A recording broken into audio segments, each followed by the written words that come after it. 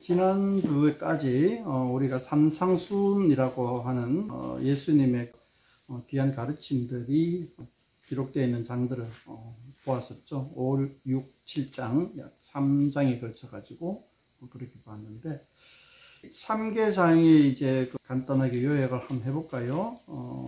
일단은 가르침이 바리새인과 사두개인과는 달리 굉장히 어떤 내면적이죠.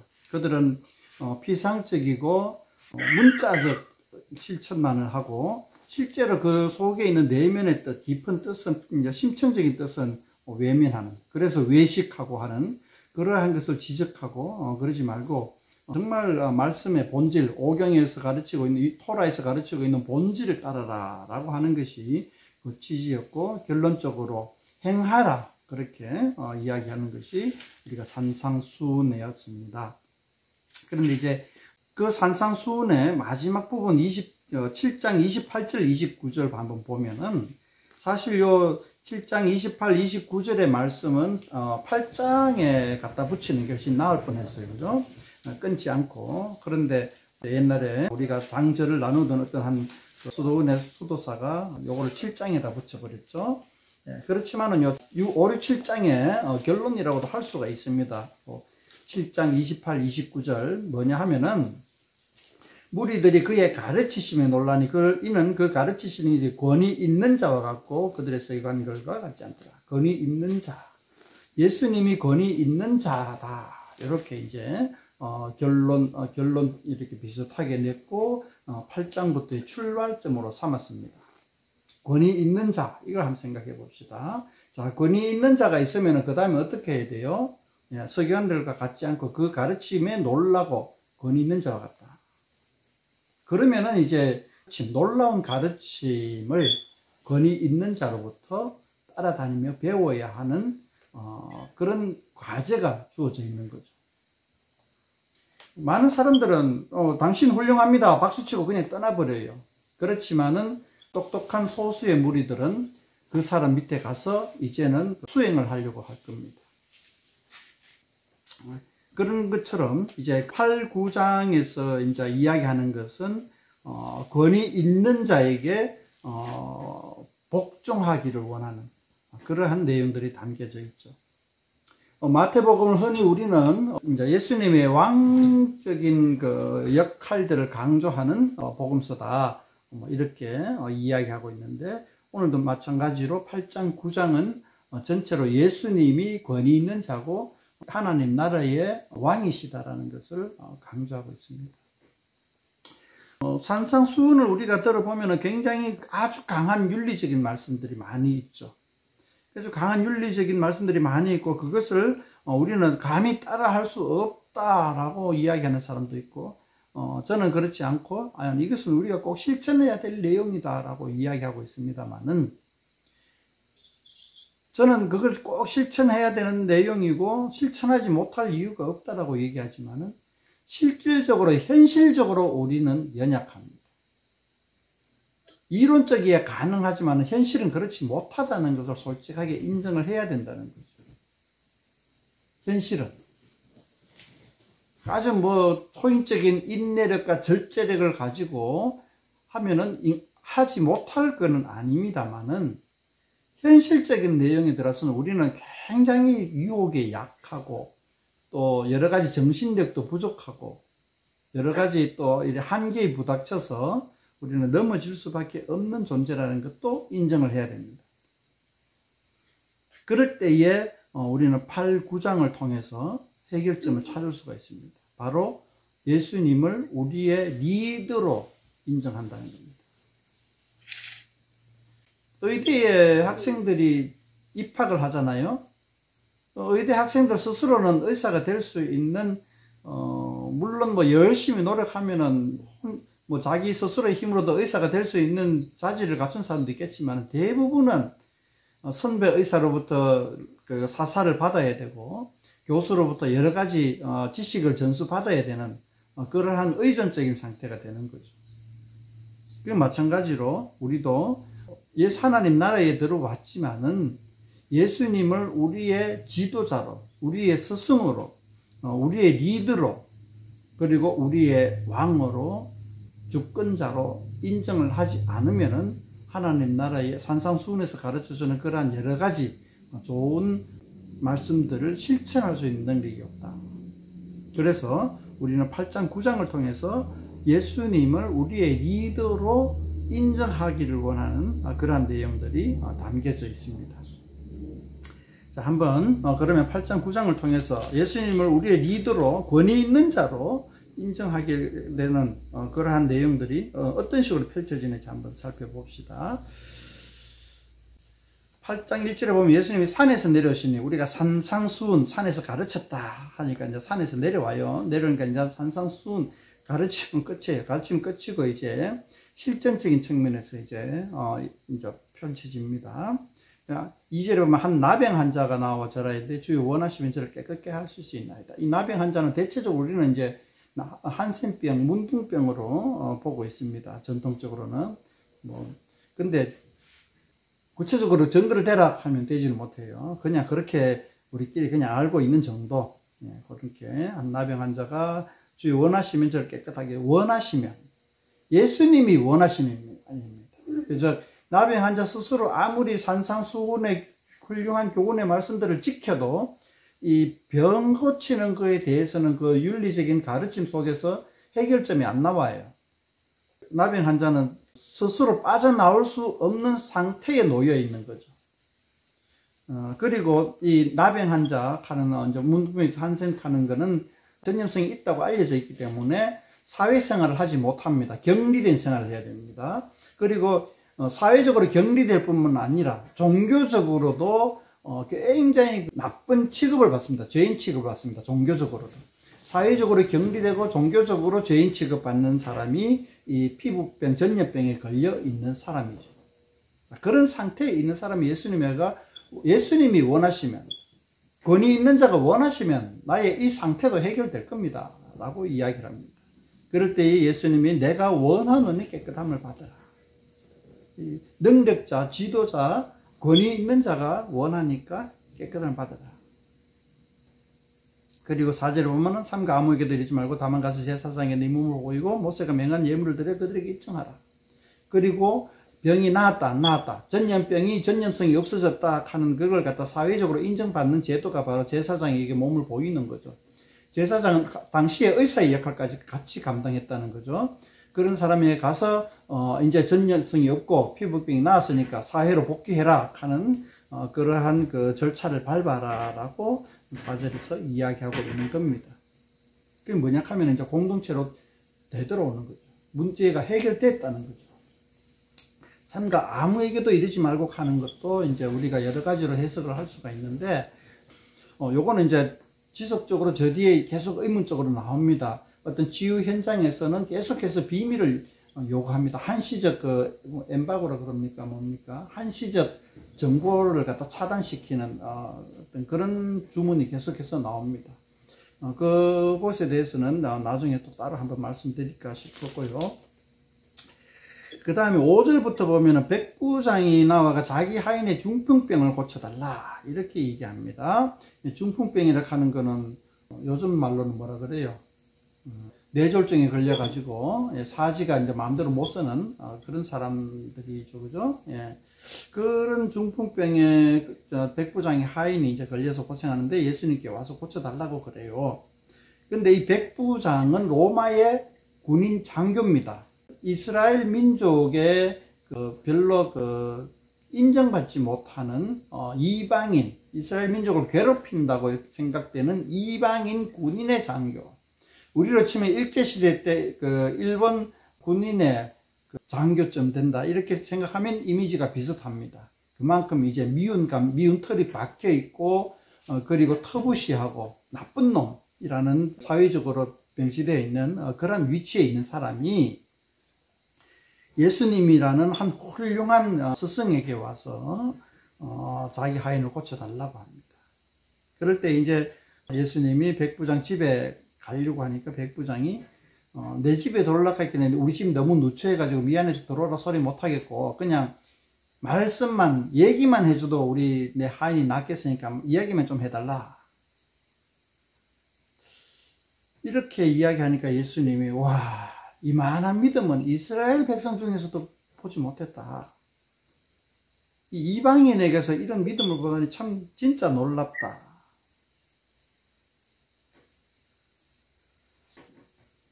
자, 이때 믿음 하는 것은 뭐냐? 예수님에 대한 신뢰죠. 그죠? 권위 있는 자에 대한 신뢰. 예수님의 리더십에 대한 신뢰. 예수님의 능력에 대한 신뢰인 거죠. 이스라엘 중에서도 예수님을 권위 있는 자라 하고 훌륭한 랍비라 하지만은 그러나 터부시하는 사람들이 대부분이었다는 거죠. 예. 그런데 사람들이 나쁜 놈이라고 정죄하는 그 로마의 군인이 예수님에 대한 신뢰가 어마어마하다는 것을 예수님 보여주고 이만한 믿음은 아무도 보지 못했다. 그러면서 11절 12절 말씀을 첨언합니다. 동서로부터 많은 사람들이 아브라함과 이삭과 야곱과 함께 천국에 앉으려니 아브라함, 이삭, 야곱은 천국의 대표적인 인물이죠. 이스라엘의 대표적인 민족 조상이죠. 예, 그러한 사람들이 가장 천국의 대표적인 인물이고, 예, 거기에서 이방 사람들이 많은 사람들이 올 것인데 12절 그 나라의 본 자손, 이제 혈육이죠, 그죠? 혈육 자손들은 바깥 어두운 데 쫓겨나 울며 이를 갈게 되리라. 이 11절 12절 말씀이 참 우리에게 울림이 많아요. 처음에는 자 봅시다. 마태복음의 독자들이 누구라고요? 예루살렘 이스라엘 공동체죠. 교회 다니는 예수님 믿는 공동체죠. 그리고 그 공동체 안에는 사실상 이방인들은 극소수예요. 대부분은 이스라엘 자손들이었죠. 이 대부분의 이스라엘 자손들이 보는 이 책에 11절 12절과 같은 말씀을 이야기하고 있습니다. 본 자손들은 어두운 데가 깔리고 많은 이방인들 올 것이다. 그러니까 이 예루살렘 공동체에다가 던진 말씀이 많은 이방인들이 우리와 같은 예수님을 신뢰하는 자들이 많은 이방인들이 생길 것이다 라고 예고하고 거기에 대해서 마음의 준비를 하도록 던져놓은 말씀이다. 11절 12절 말씀은. 자, 10절에 또 이만한 믿음을 보지만 이만한 믿음에 대한 줄 꺼놓기 바랍니다. 이만한 믿음. 이방인 백부장이 이만한 믿음이 있고, 자, 저쪽에 26절 가봅시다. 26절 보면은, 어찌하여 무서워하느냐, 믿음이 작은 자들아. 누구 보고 있냐면 예수님이 12제자 보고 이야기하는 거예요. 가장 예수님에게 가까이에서 배워온 사람인 12제자에게, 더 가까이는 뭐 3사람쯤 되겠죠. 그 사람들에게 믿음이 작은 자들아. 그렇게 얘기해요. 그리고, 29절에 봅시다. 그들이 소리 질러 이르되 하나님의 아들이여. 하나님의 아들이라 하는 거 제가 누차 얘기하지만 메시아를 지칭하는 말이죠. 근데 이 그들이 소리 질러, 그들이 누구냐 하면 귀신들이 귀신들이 하나님의 아들이라는 것을 인정하고 있다는 거죠. 네. 그 이제 이러한 내용들이 계속해서 쭉 나오는데 한번 뒤에 한번 또 봅시다. 제가 믿음이 작은 자들아 하고 이제 이만한 믿음, 이러한 것들 믿음의 비교가 뒤에서 계속 나와요. 이 믿음이 뭐예요? 예수님에 대한 신뢰, 예수님을 리더로서 얼마나 인정하느냐, 예수님이 나의 주 나의 하나님으로 인정하느냐 하는 그러한 예수님에 대한 신뢰에 대한 문제로서 이 믿음이 크고 작다는 것을 계속 이야기하고 있습니다. 그러니까 자, 우리는 마태복음을 통하여서 굉장히 윤리적으로 훌륭한 그리고 사회적으로 굉장히 아름다운 그러한 말씀들로 가득 차 있지만은 그것을 그 공동체의 구심점이 되고 이끌어가고 사람의 능력으로 할 수 없는 그것을 예수님은 도와주시고 행할 수 있도록 능력을 베푸시고 하는 그러한 가정의 구심점으로 예수님이 놓여진다는 거죠. 예루살렘 공동체 교회 예수 공동체에서는 예수님이 핵심이다 하는 것들을 지금 8장 9장을 통해서 얘기하고 있고 마태복음 전체에서 그것을 계속해서 이야기하고 있습니다. 그러니까 마태복음 내용은 굉장히 훌륭한 좋은 말씀입니다. 그러나 그 훌륭하고 좋은 말씀을 우리 공동체 구성원들은 스스로 해결할 수 있는 상태가 아니다. 그것을 예수님이라는 훌륭한 지도자를 통하여서 우리는 실천할 수 있다. 다시 말하면 마태복음에서는 우리의 실천의 목표를 보여주고 있고 그 실천의 목표를 우리는 예수님을 통하여 예수님의 능력으로 실천할 수 있다라는 것을 그렇게 하는 것이 이제 마태복음 전체의 내용이다. 그 중에서 우리 5, 6, 7장은 우리의 실천 목표, 우리 공동체의 목표, 우리 공동체의 모습, 그 이상적인 모습을 그려주고 있다면 8, 9장을 통해서 그 이상적인 모습에 어떻게 도달할 수 있느냐에 대한 단초를 제공해주고 있는 거예요. 즉 예수님의 능력을 통해서 그 이상적인 모습에 다가갈 수 있다라고 얘기하는 겁니다. 제가 볼 때는 공산당 이론이 굉장히 이상적인 사회를 건설하고 있어요. 그런데 공산주의 이론의 가장 맹점은 뭐냐? 인간 스스로 할 수 있다라고 착각하고 있는 거죠. 그래서 공산당이 그 사회주의 사상가들이 그쪽에서 제일 치명적인 단점이 뭐냐? 독재자가 나온다는 거예요. 독재자가. 그러니까 똑똑한 사람이 사회를 지배해야 된다는 하는 그런 어떤 세계관 속에서 공산당은 똑똑한 사람이 지배를 하니까 독재가 나온다는 거죠. 공산 독재가 되어버린 거예요. 사실상 우리는 거의 자본주의든 뭐 사회주의든 뭐 자유민주주의든 뭐 사실은 이 독재라는 심각한 그늘을 벗어나기가 쉽지가 않은 것 같아요. 그 독재라 하는 것은 인간 스스로에 대한 그 자만감에서 나오는 거죠. 박정희도 처음에는 굉장히 좋은 자세로 출발을 했어요. 사회개혁적인 의식이 강하였고 무능한 정치인들을 대신해서 그 군인 정신으로 훌륭한 리더십을 발휘했어요. 그렇지만 결국은 독재라는 오명을 쓸 수밖에 없었던 인간 중에 한 사람으로밖에 남지를 못하는 것이 됐어요. 즉 독재라는 것은 인간의 교만함 속에서 나타나는 현상인 거죠.